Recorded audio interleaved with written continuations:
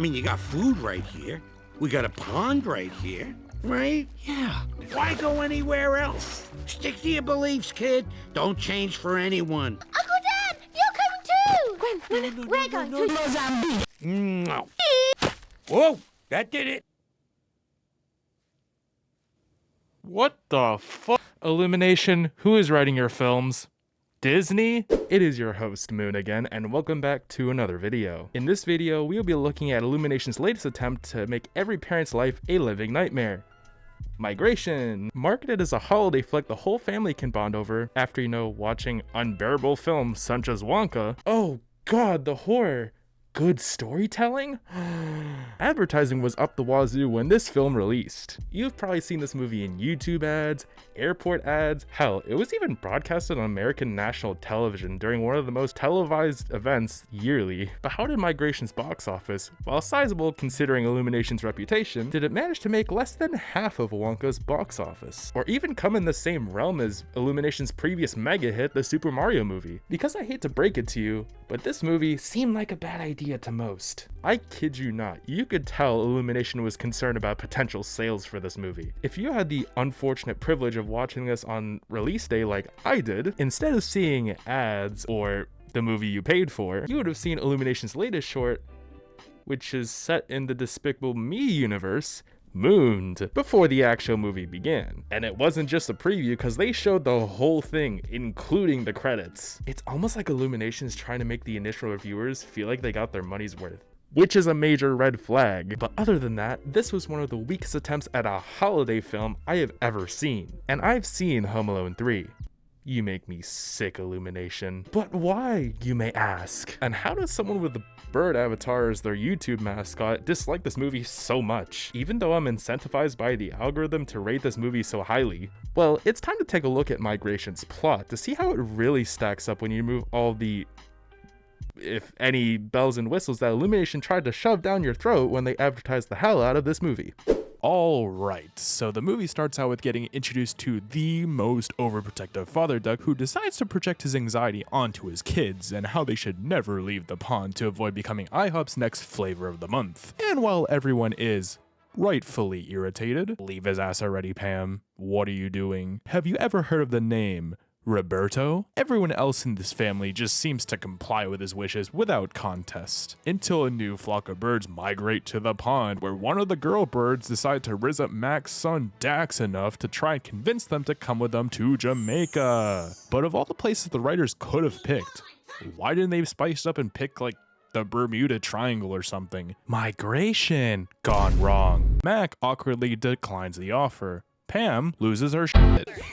Mac then proceeds to spend way too long thinking about something that should have taken him seconds while also standing on top of his uncle. Realizing that he too shared his view of staying in the pond forever and realizing that he of all people is a loner, Mac takes a complete 180 and changes his only personality trait. 12 minutes into the movie, he then forces his family into the vacation or migration that they all wanted. And Uncle Dan also completely changes a lifelong tradition just because one of their nephews decided to give themselves an aneurysm. Good use of pacing, Illumination. After a few minutes of pretty much filler content, I mean, am I expecting much out of a movie about birds flying? It is broken by Danny DeVito being zesty. We're not gonna make it, are we? Uncle Dan! You can tell me, I don't mind. I'm a big boy. We all know why I had to say it like that. We finally run to the first major event of the plot, involving a heron and not really, but close enough. The only point of them is to show, oh, predators don't seem so bad in reality. Sounds like them trying to repackage a concept from a certain movie, from their competitor, that they're trying to replace. They could have quite literally just deleted this from the movie and it wouldn't have mattered because we never see these two characters again after this. Next stop, the city. You know, what was 90% of the Migration trailer and what I thought most of the movie would take place in. Boy, was I wrong. The family runs into this overused actress whose only purpose is to lead them to a guide who knows the way to Jamaica, who is kept hostage by a Ratatouille chef reject who just so happens to love cooking ducks. Wow.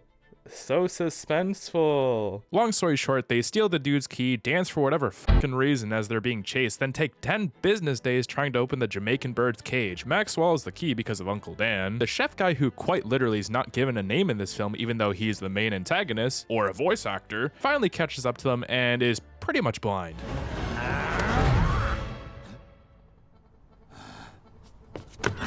Yeah, he's either blind or this is just an animation error. After catering to those in the audience with an inflation kink, he stuns the chef with his ass, allowing him to spit the key out and free Delroy. By the way, I don't think they ever mentioned the name in the film, but this bird's name is Delroy, in case you were wondering. God, that's such a weird ass name. Who the hell named this bird? I can come up with better names than this.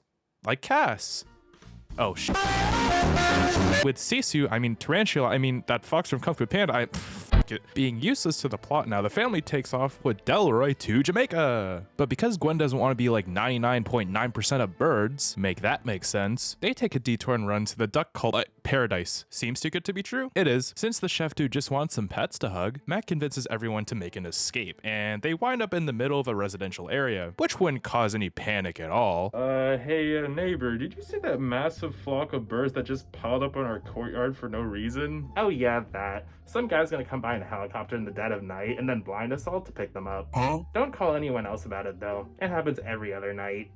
Why would you live here? Hi, no one said LA was cheap.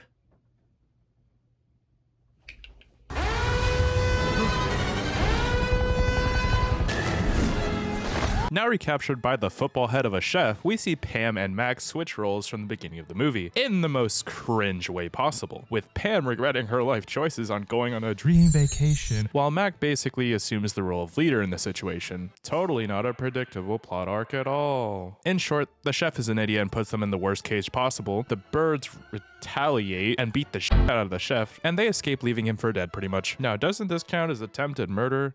Someone arrest Mac. Now nothing should stop them from getting to Jamaica now with this big hurdle out of the way, right? Nope, Delroy is lost, of course. But by forcing everyone to literally be blind to force one reference that was said once at the beginning of the movie, they've realized they made it to their destination. Oh yeah, and by the way, I want to play this next part not sped up because I want you to see how ridiculous this looks.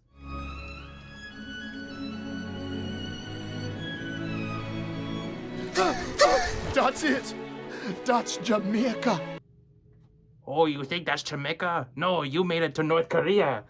Now get on your knees. And this is basically the end of the movie. I mean, yes, they go on their vacation. Yes, they do random family stuff. And they try adding this one little small joke at the end with penguins, and it was all right. But again, with the faces and giving themselves aneurysms, like, I mean, anyone over the age of like 10 probably won't find this funny, but to each their own.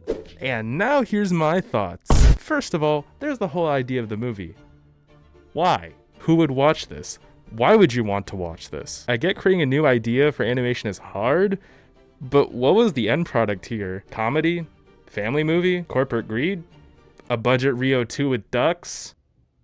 I guess I'll leave my verdict on Migration as this. It's a rushed, poorly written movie with a most likely previously scrapped plot, and unmemorable characters with the slight exception of Gwen, that they just whipped together to meet a film quota, but then marketed the shit out of it because of the failure of Wish the month prior, in hopes to gain an edge over Disney in the animation space. I mean, hey Illumination, at least your box office was $30 million higher and your ratings were slightly higher, so I guess in a way, they did accomplish their goal in beating Disney on this. In the end, give it a couple months, no one will remember this film, and Illumination, stick to the Minions. Or Jack Black.